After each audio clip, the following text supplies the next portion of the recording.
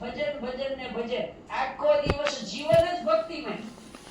માટે આવું છે. ભલે ત્યાગાશ્રમમાં બધાએ જાવું એવું નથી, પણ ગ્રસ્તાશ્રમમાં એ ભજન કરવું પડે. પછી જો રામના ભગત હોય એને રામનું ભજન કરવું પડે, કૃષ્ણ ભગવાનના હોય તો એનો, કોઈ મહાદેવજીના ભગત હોય તો મહાદેવજીનું, જે આપણા ઈષ્ટદેવ હોય એનું ભજન બધાએ કરવું જ પડે. કોઈનું ભજન ન કરે એને શું કહેવાય?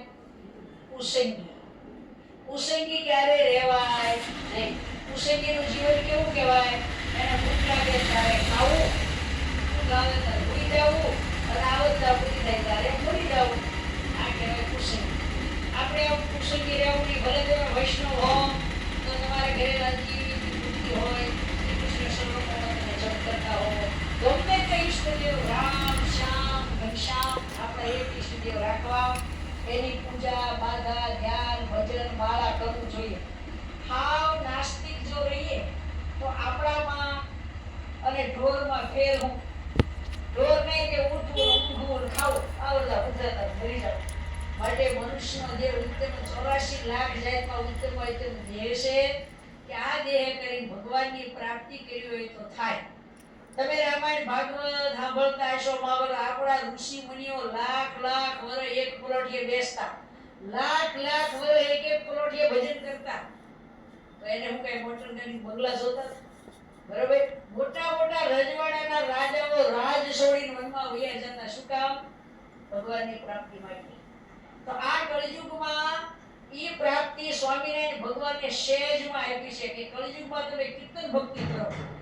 તો સતયુગમાં તપથી જેટલી પ્રાપ્તિ થાય એટલી પ્રાપ્તિ કળિયુગમાં કીર્તન ભક્તિ થાય. કીર્તન ભક્તિ એટલે ધૂન બોલવી, કીર્તન બોલવા, સ્મરણ કરવું, માળા કરવી, આ બધી કીર્તન ભક્તિમાં આવે.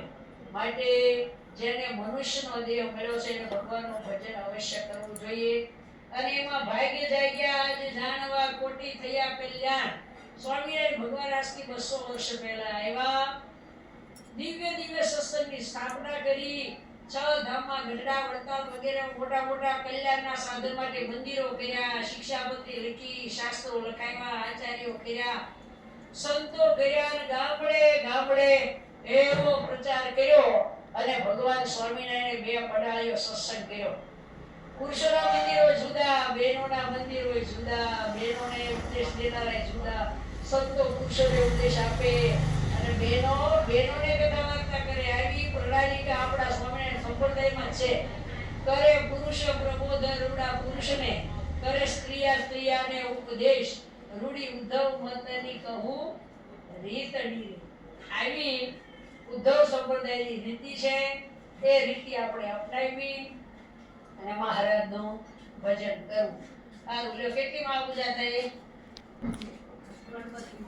અલક્ષણ પૂજન અલક્ષણ ગણપતિ મહારાજનું પૂજન કર્યું છે. કઈ વાંધો નહીં. બહુ આ બાજુ આવ્યો એ મૈત્રી બેન આવી ગયા એમ માનજો. સંગીતા બેન હા જો. અને હવે 2-4 દી 5 દી કે કઈ કોઈની ગાડી આવતી હશે ને